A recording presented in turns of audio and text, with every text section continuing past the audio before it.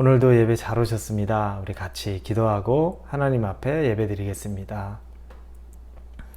좋으신 하나님 감사합니다. 하나님, 이 아침에 하나님이 우리의 잠을 깨워주시고 하루를 시작하게 해주십니다. 하나님이 허락하지 않으시면 우리가 눈을 뜰 수도 없고 하나님 앞에 예배에 나올 수도 없습니다. 우리를 불러주시고 또 용납해 주시고 우리에게 예배를 허락하시고 말씀을 주시니 감사합니다. 하나님에게 늘 감사가 우리의 마음 안에서 우리 입술 안에서 끊어지지 않게 하여 주옵소서. 예수님의 이름으로 기도합니다. 아멘. 하나님이 우리에게 주시는 말씀은 베드로전서 3장 8절에서 12절까지의 말씀입니다. 베드로전서 3장 8절에서 12절입니다. 베드로전서 3장 8절에서 12절의 말씀입니다. 우리 같이 이 말씀을 한 절씩 보겠습니다.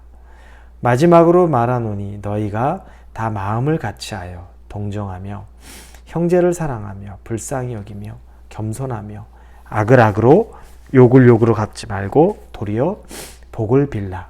이를 위하여 너희가 부르심을 받았으니 이는 복을 이어받게 하려 하심이라. 그러므로 생명을 사랑하고 좋은 날 보기를 원하는 자는 혀를 금하여 악한 말을 그치며 그 입술로 거짓을 말하지 말고 악에서 떠나 선을 행하고 화평을 구하며 그것을 따르라.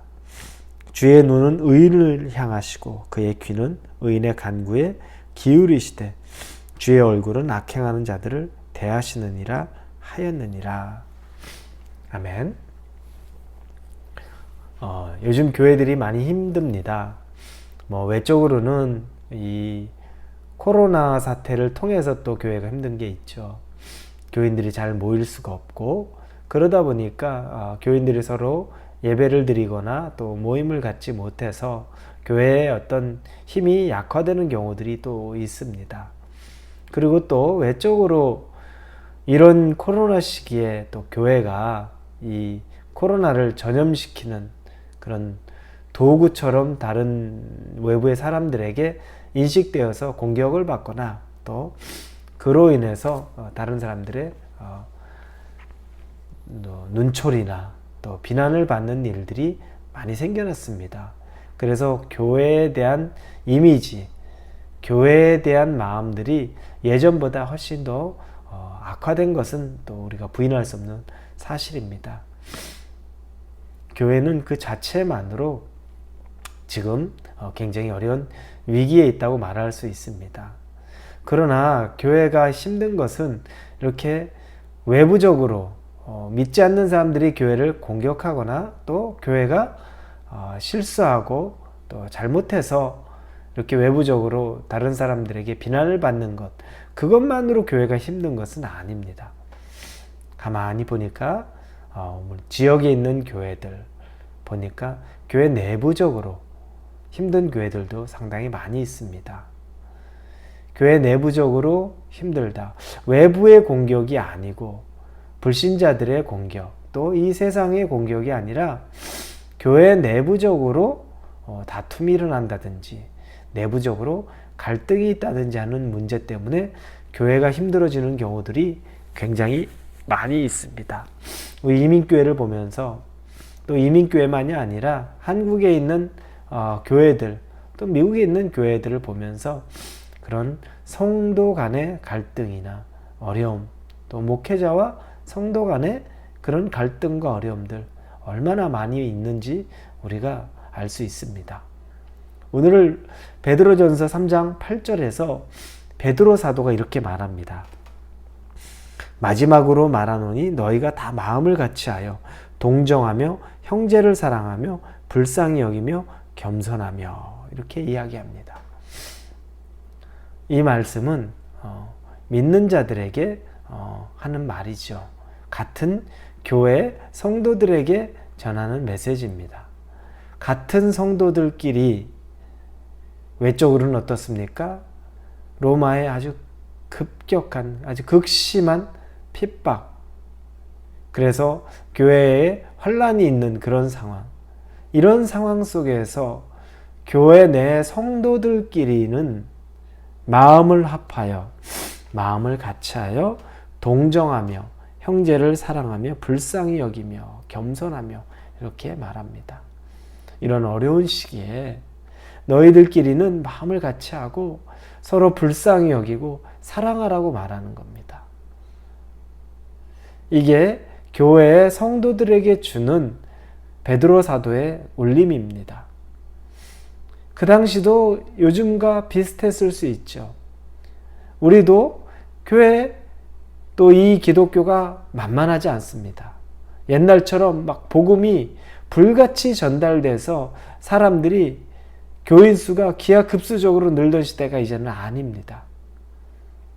믿음이 있던 사람들도 금방 믿음에서 떠나가려고 하는 위험천만한 세대가 되었습니다. 그런데 이런 시대에 그 로마의 핍박이 있었던 그 시대에, 지금의 이 시대, 외적으로는 다 만만치 않은 시대. 그러면 우리가 외적으로 어려운데 이럴 때일수록 내적으로는 더 강건해지고 연합하고 사랑하고 서로 인정해야 된다는 겁니다. 이게 우리 교회들에게, 성도들에게 주는 하나님의 메시지입니다.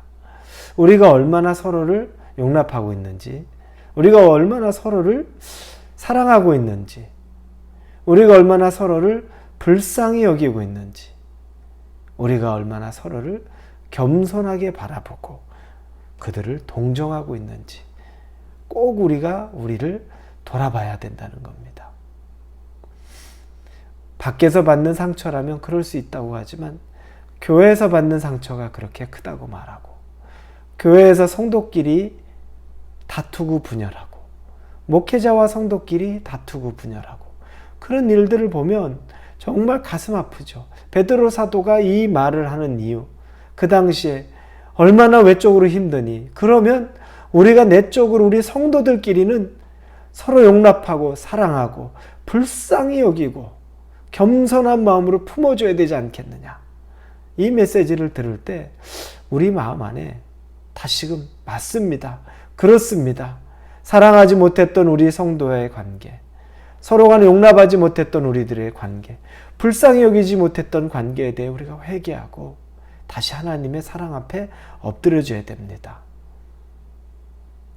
성도가 서로를 사랑하고, 그래서 최소한 교회 내부에서조차 어려움이 있어서, 사랑이 없어서, 서로 동정하는 마음이 없어서, 긍휼히 여기는 마음이 없어서 힘들어지는 일들은 우리가 없어져야 될 겁니다.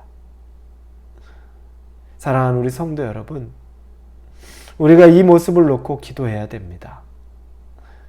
판단하기 쉽고 정죄하기 쉽고, 나는 좋으니까 저 사람 힘든 건 저 사람의 몫이다라고 생각하기 쉬울 수도 있습니다.